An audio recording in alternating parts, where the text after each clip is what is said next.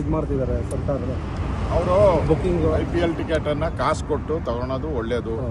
ನಾನು ಕೂಡ ವಿಧಾನಸಭೆಯಲ್ಲಿ ಹೇಳಿದ್ದೀನಿ, ಫ್ರೀ ಏನು ಕೊಡಬೇಡಿ, ಕಾಸು ಕೊಟ್ಟು ಕೊಡಿ. ಅವರು ಹೋಗೋದಕ್ಕಿಂತ ಅವರ ಕಾನ್ಸ್ಟಿಟ್ಯೂಯೆನ್ಸಿಗಳಲ್ಲಿರ್ತಕ್ಕಂಥ ಅವ್ರ MLA ಕಾನ್ಸ್ಟಿಟ್ಯೂಯೆನ್ಸಿಯಲ್ಲಿ ಕ್ರಿಕೆಟ್ ಕ್ಲಬ್ಗಳಿರ್ತವೆ, ಆ ಕ್ಲಬ್ಗಳಿಗೆ ಕೊಡಬೇಕು ಅವರು. ಅವಾಗ ಅದಕ್ಕೆ ಉಪಯೋಗ ಆಗ್ತೈತೆ. ನಾವು ಹೋಗೋದು ಈಗ ಸಿದ್ದರಾಮಯ್ಯನವ್ರು ಗ್ಯಾಂಗ್ ಸಮೇತ ಹೋಗ್ತಾರೆ, DK ಶಿವಕುಮಾರ್ ಗ್ಯಾಂಗ್ ಸಮೇತ ಹೋಗ್ತಾರೆ.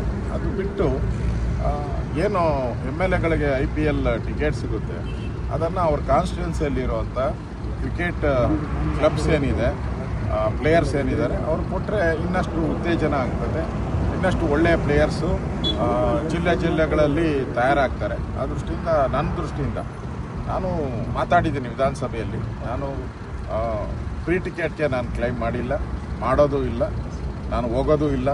ರೇರ್ 1000 ಮ್ಯಾಚ್ ಆದರೂ ಒಂದು ಮ್ಯಾಚ್ಗೂ ಹೋಗಿಲ್ಲ. ಹೋದ್ರೂ ಅರ್ಧ ಗಂಟೆ ನಾನು ಇರಲ್ಲ. ನಾನು ಕಬಡ್ಡಿ ಪ್ಲೇಯರು, ಅದರಿಂದ ನಾನು ಕಬಡ್ಡಿ ಆಡೋದು ಗೊತ್ತೇ ಹೊರತು ಕ್ರಿಕೆಟ್ ಆಡೋಕ್ಕೆ ನನಗೆ ಅಷ್ಟಾಗಿ ಬರಲ್ಲ. ಅದರಿಂದ